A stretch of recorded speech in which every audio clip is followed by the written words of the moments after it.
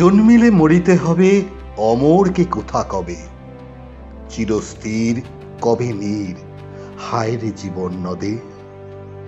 অমরত্বের বর আমরা কেউ অর্জন করতে পারিনি, কিন্তু সুস্থ থাকার, সুস্থ রাখার চেষ্টা তো করতেই পারি।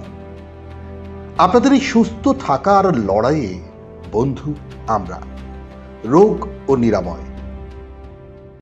নমস্কার, শুরু করছি রোগ ও নিরাময়।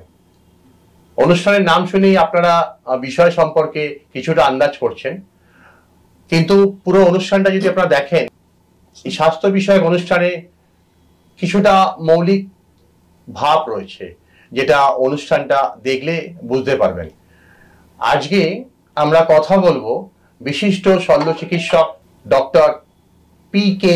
নিমানি, প্রদীপ কুমার নিমানি। দীর্ঘদিন আমাদের শহরে প্র্যাকটিস করছেন, দীর্ঘদিনের অভিজ্ঞতা। আজকে স্যার প্রথমেই যে প্রশ্নটা আপনাকে করতে চাইছি আমাদের দর্শকদের জন্য, যে অ্যাপেন্ডিসাইটিস, আমরা মাঝে মাঝেই শুনি যে আমার অ্যাপেন্ডিসাইটিস হয়েছে। ছোটবেলা জীবন বিজ্ঞানের বইতে পড়েছি এটা একটা লুপ্তপ্রায় অঙ্গ আমাদের শরীরে থাকে, কিন্তু মাঝে মাঝে এইটা এক একজনের শরীরে অনেক বিপদ ডেকে আনে। আমরা ঠিক বুঝতে পারি না যে কোন পেনটা অ্যাপেন্ডিসাইটিসের পেন, কখন ডাক্তারবাবুর কাছে যাওয়া দরকার, এবং আপনি যদি একটু বলেন। বেসিক্যালি অ্যাপেন্ডিসাইটিস দুরকম হয়, একটা অ্যাকিউট অ্যাপেন্ডিসাইটিস, একটা রিকারেন্ট অ্যাপেন্ডিসাইটিস।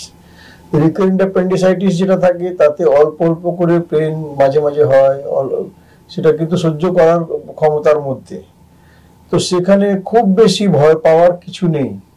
কিন্তু অ্যাকিউট অ্যাপেন্ডিসাইটিস, তাদের সাংঘাতিক ব্যথাটা হয় আর হঠাৎ শুরু হয়, ওটা কিন্তু মারাত্মক হতে পারে। কারণ অ্যাকিউট অ্যাপেন্ডিসাইটিস তার মানে হঠাৎ অ্যাকিউট ইনফেকশন হয়ে যায়, তখন অ্যাপেন্ডিক্স ফুলে যায়, আর সেই অবস্থাতে অ্যাপেন্ডিক্স ফেটে যেতে পারে। অ্যাপেন্ডিক্স যদি ফেটে যায় তাহলে কিন্তু অ্যাপেন্ডিক্সের ভিতরে যে appendix is a part of large ইন্টেস্টিনের পার্ট, তার মানে ওখানে বেসিক্যালি ফিকাল ম্যাটার থাকে। তো সেটা যদি ফেটে যায় তাহলে সেই ফিকাল ম্যাটার সারা পেটের মধ্যে ছড়িয়ে পড়ে, তখন কিন্তু পেশেন্টের সেপ্টিসিমিয়া হতে পারে, তার জন্য পেশেন্ট কিন্তু মারা যেতে পারে। তো সেই জন্য সেটা কিন্তু একটা আর্জেন্ট, একটা ইমার্জেন্সি সিচুয়েশন।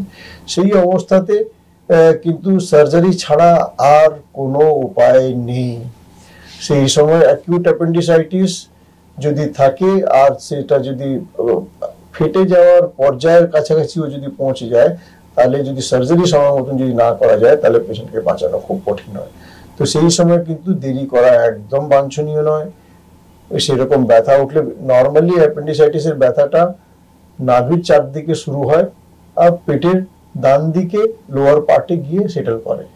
তো সেই রকম ব্যথা যদি কারোর থাকে, তার সঙ্গে কিন্তু জ্বর আসতেও পারে, নাও আসতে পারে, পায়খানা, পাতলা পায়খানা হতেও পারে, নাও হতে পারে, খিদে চলে গেছে বা সেই সব জিনিস হতেও পারে, নাও হতে পারে, কিন্তু ব্যথাটা হচ্ছে খুব ইম্পর্টেন্ট। সেটা যদি থাকে তাহলে সঙ্গে সঙ্গে ডাক্তারের সঙ্গে পরামর্শ করা উচিত। আর যদি অ্যাকিউট অ্যাপেন্ডিসাইটিসের সম্ভাবনা থাকে তাহলে কিন্তু কোনো রকম কোনো গাফিলতি করা উচিত নয়, সঙ্গে সঙ্গে কিন্তু চিকিৎসার ব্যবস্থা করা উচিত, দরকার হলে অপারেশন করা উচিত। এই যে একটা শরীর থেকে একটা অংশ কেটে বাদ দেওয়া হচ্ছে, এর জন্য পরবর্তীকালে কোনো সমস্যা হতে পারে কি? দেখুন, সত্যি কথা বলতে গেলে আমরা বলি যে appendix is A vestigial organ, কিন্তু আমরা যা মনে করি যে ঈশ্বর কোনো জিনিসই কিন্তু বৃথা বানায়নি, ও এক বিন্দু মাত্র জিনিস কিন্তু ওয়েস্টেজ তৈরি করে না। তো তার মানে হয়তো কিছু তার ফাংশন আছে, সেই ফাংশন হয়তো আমরা জানি না। অ্যাপেন্ডিক্সে যেটা হচ্ছে লিম্ফয়েড টিস্যুর একটা কালেকশন থাকে, সেটা একটা ইমিউনিটি বাড়াতে একটু হেল্প করে, সেটা আছে, কিন্তু সেটা কিন্তু লাইফের জন্য খুব ইম্পর্টেন্ট নয়। তো সেই জন্য অ্যাপেন্ডিক্সটাকে আমরা স্যাক্রিফাইস করতে পারি, কিন্তু অ্যাপেন্ডিক্স স্যাক্রিফাইসেবল অর্গান বলেই কেটে বাদ দিয়ে দেব কোনো রোগ না থাকলেও, সেটা কিন্তু ঠিক নয়। যদি দেখা যায় যে অ্যাপেন্ডিক্স ডিজিজড, তখন কিন্তু আর কোনো উপায় নেই, ভেস্টিজিয়াল অর্গান ওইসব কথাগুলো ভেবে লাভ নেই, সঙ্গে সঙ্গে কিন্তু তাকে অপারেশন করে তাকে বাদ দিয়ে দেওয়া উচিত। মানে আপনি যেটা বলছেন যে আগে অনেকদিন আগে এরকম ধারণা ছিল যে পেটের কোনো অপারেশন হলে সঙ্গে সঙ্গে অ্যাপেন্ডিক্স কেটে বাদ দিয়ে দেওয়া হতো, যদি আবার কিছুদিনের মধ্যে হয় তাহলে পরপর অপারেশন করতে অসুবিধা হবে, সেইটা ঠিক নয়। সেটা ঠিক না, মানে সেটা মানে এখন মডার্ন ফিলোসফিতে ওটা ঠিক না, কিন্তু যখন আমরা জুনিয়র ছিলাম সেই যুগে কিন্তু এরকমই ছিল, পেট খুলেছি যখন অ্যাপেন্ডিক্সটা বাদ দিয়ে দাও, পরে কি আবার একটা অপারেশন করতে হবে তার জন্য, তার থেকে ভালো এখন খোলা আছে অ্যাপেন্ডিক্স সামনে দেখা যাচ্ছে বাদ দিয়ে দাও। কিন্তু সেটা কিন্তু এখন আমরা সেই ফিলসফিতে কাজ করি না, সেই সিস্টেমে কাজ করি না। অ্যাপেন্ডিক্স যদি ডিজিজড হয় তখনই বাদ দেওয়া উচিত, আদারওয়াইজ অ্যাপেন্ডিক্স পেট খুলেছি বলে অ্যাপেন্ডিক্স বাদ দিয়ে দেবো, সেটা কিন্তু এখন মডার্ন প্র্যাকটিস নয়। আপনি ব্যথার কথা বললেন, এই ব্যথাটা বোঝা যেতে পারে কিভাবে? মানে বিশেষ কি কোনো ব্যথা হয়? পেটে তো আমাদের অনেক রকমের ব্যথা হয়, বা স্টেপ ফেলতে গেলে লাগছে, এরকম কি কিছু বুঝতে পারবেন যার হচ্ছে? এটাই হচ্ছে সব থেকে ইম্পর্টেন্ট জিনিস, যে এটা বিশেষ কোনো সিমটম তার নেই। রাইট লোয়ার অ্যাবডোমেন মানে ডান দিকে ব্যথাটা, নিচে পাটে পেটে ব্যথাটা হচ্ছে, সেই ব্যথাটা হয়তো অরিজিন করে হয়েছে নাভির চারদিকে, তারপরে ওখানে চলে এসছে। এইরকম যদি কোনো রকম ব্যথা থাকে যেটা সিভিয়ার পেন, তাহলে কিন্তু সঙ্গে সঙ্গে ডাক্তারের পরামর্শ নেওয়া উচিত। কারণ সেটা ডাক্তার ছাড়া বাকি কারোর পক্ষে বোঝাতে সেটা সম্ভব নয় এটা অ্যাপেন্ডিক্সের ব্যথা কিনা। কিন্তু অন্যান্য সিমটমস মহিলাদের মধ্যে যেরকম একটোপিক প্রেগনেন্সি থাকলে কিন্তু সেরকম ব্যথাটা হতে পারে। তো কিন্তু ectopic pregnancy is also N emergency, তার জন্যও কিন্তু ডাক্তারের কাছে যাওয়া উচিত। তো সেই জন্য অ্যাপেন্ডিসাইটিস হোক, একটোপিক প্রেগনেন্সি হোক, বা অন্যান্য কিছু ইন্টেস্টিনাল পারফোরেশন হোক, সবকটাই তো ইমার্জেন্সি। ডাক্তারের কাছে না গেলে কিন্তু সেটা তো তার সঙ্গে পরামর্শ করা উচিত। ডাক্তারবাবুই বলবেন যে আপনার এক্ষুনি অপারেশন দরকার আছে কিনা। অপারেশন মানেই সবাই ভাবেন দীর্ঘদিন বুঝি আমাকে হসপিটালে বন্দি থাকতে হবে। তো অ্যাপেন্ডিসাইটিস অপারেশন করতে গেলে কেমন সময় লাগে, মানে সুস্থতা?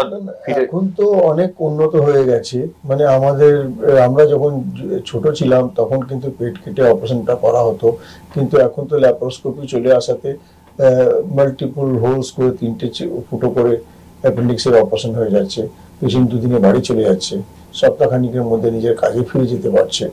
তো আনলেস সাম কমপ্লিকেশন অ্যারাইজেস, কোনো কমপ্লিকেশন না হলে কিন্তু লোকে সপ্তাহখানিকের মধ্যে নিজের কাজে ফিরে যেতে পারছে। তো সেই জন্য ভয় পাওয়ার কিছু নেই, কারণ ভয় দিয়ে তো কোনো নিদান হবে না। ঠিক আছে, ভয় পেলে তো আপনি ভয়ের মধ্যেই থাকবেন, রোগটা যেখানে আছে সেখানেই থাকবে, রোগ তো আর চলে যাবে না ওখান থেকে, রোগ তো চিকিৎসা করালেই ওখান থেকে যাবে। তো সেই জন্য ভয় পেয়ে কোনো লাভ নেই, ভয় দিয়ে কোনো সলিউশন হয় না, ভয়ের উপরে উঠতে হবে। প্রাসঙ্গিক প্রশ্ন, সেটা যে গর্ভাবস্থায় যদি অ্যাপেন্ডিক্স ধরা পড়ে তাহলেও কি সেটা অপারেশন করে নেওয়া সম্ভব? একদম একদম একদম একদম করে নেওয়া উচিত। যেটা গর্ভাবস্থায় সার্জারি করার বিভিন্ন রকম নিয়ম আছে। ধরুন ফার্স্ট একটা প্রেগনেন্সিটাকে যদি 3টে ভাগে যদি ভাগ করেন, first trimester, second trimester, third trimester, 9 মাসটাকে 3 মাস 3 মাস 3 মাস যদি ভাগ করেন, তো ফার্স্ট ট্রাইমেস্টারে বেসিক্যালি বেবির অর্গানস গুলো তৈরি হচ্ছে। তো সেই অবস্থাতে অপারেশন করতে গেলে আমাদের কিছু জিনিস মাথায় রাখতে হয়, যে এমন কোনো ওষুধ ব্যবহার করব না যার বেবির অর্গান ফরমেশনে এফেক্ট করতে পারে। কিন্তু যদি অ্যাকিউট অ্যাপেন্ডিসাইটিস থাকে তাহলে অপারেশন করতেই হবে। আর যদি মনে হয় এমন কোনো ওষুধ প্রয়োজন আছে যেটা না দিলে কিন্তু পেশেন্ট সারবে না, তাহলে সেই রকম অবস্থাতে কিন্তু অ্যাবর্শনের কথাও চিন্তা করা যেতে পারে। মেডিকেল টার্মিনেশন অফ প্রেগনেন্সির কথাটাও চিন্তা করা যেতে পারে। সেকেন্ড ট্রাইমেস্টার হচ্ছে খুব সেফ পিরিয়ড। সেই পিরিয়ডে কিন্তু আপনি অপারেশন করলে, ওষুধ ব্যবহার করলে কিন্তু বেবির উপরে কিন্তু কোনো রকম কোনো ইফেক্ট হয় না। আর পেটের মধ্যে অনেক জায়গা পাওয়া যায় কাজ করার জন্য, কারণ ইউট্রাসটা এত বড় হয়নি, আর বেবির উপরে ওষুধগুলোর সাইড ইফেক্টগুলো হওয়ার সম্ভাবনা কম। সেই সেকেন্ড ট্রাইমেস্টার হচ্ছে সেফেস্ট টাইম। আর থার্ড ট্রাইমেস্টারে কি হচ্ছে, বেবি যথেষ্ট বড় হয়ে গেছে, পেটের মধ্যে কাজ করার জায়গাটাই পাওয়া যায় না। তো সেই জন্য থার্ড ট্রাইমেস্টারে যদি প্রয়োজন হয় তো ফার্স্ট ট্রাইমেস্টার হোক, সেকেন্ড ট্রাইমেস্টার হোক, থার্ড ট্রাইমেস্টার হোক, প্রত্যেক সময় করতে হবে, কারণ লাইফটা তো বাঁচাতে হবে। কিন্তু থার্ড ট্রাইমেস্টারে অপারেশন করাটা খুব ডিফিকাল্ট, কারণ পেটের মধ্যেও জায়গা পাওয়া যায় না। তো সেই প্রত্যেকটা পরিস্থিতির কিন্তু আলাদা আলাদা সমস্যা আছে, কিন্তু করতে হবে সেই অবস্থাতে। মানে থার্ড ট্রাইমেস্টারেও আমি 36 উইকস প্রেগনেন্সিতেও কিন্তু অ্যাকিউট অ্যাপেন্ডিসাইটিস, অ্যাকিউট কোলিস্টাইটিস আমি অপারেশন করেছি, কারণ সেটা না করেও কোনো উপায় নেই, কারণ it's a life saving operation, সেরকম করতে হচ্ছে, করেছি। আর আরেকটি প্রশ্ন, সেটা হচ্ছে যে এই রোগটার জন্য কোনো বয়সের তো ব্যাপার নেই, যে কম বয়সে হতে পারে, বেশি বয়সে হতে পারে। বয়সের ব্যাপারটা তো নেই, প্রত্যেকটা বয়সই হতে পারে, কিন্তু বাচ্চাদের মধ্যে আর বৃদ্ধ মানুষদের মধ্যে এটা কিন্তু মারাত্মক হতে পারে। At the extremes of age appendix ফেটে যাওয়ার সম্ভাবনা অনেক বেশি আর কমপ্লিকেশনের সম্ভাবনা অনেক বেশি। একটা অ্যাডাল্ট পেশেন্ট যার একটা ইমিউনিটি লেভেলটা খুব ভালো আছে, তার কিন্তু সেই জিনিসটা হয়তো সে টলারেট করে নিতে পারবে, তার অ্যাপেন্ডিক্স নাও ফাটতে পারে, তার ইমিউনিটি তার কেয়ার নিতে পারবে। কিন্তু বাচ্চা আর বৃদ্ধ লোকেরা তারা কিন্তু মোস্ট ভালনারেবল, তাদের ব্যাপারে একটু দেরি করা উচিত নয়। যন্ত্রণা কিন্তু এক নয়, কি যন্ত্রণা হচ্ছে, কিসের জন্য যন্ত্রণা হচ্ছে, সেটা কিন্তু একমাত্র ডাক্তারবাবুরাই বলতে পারবেন।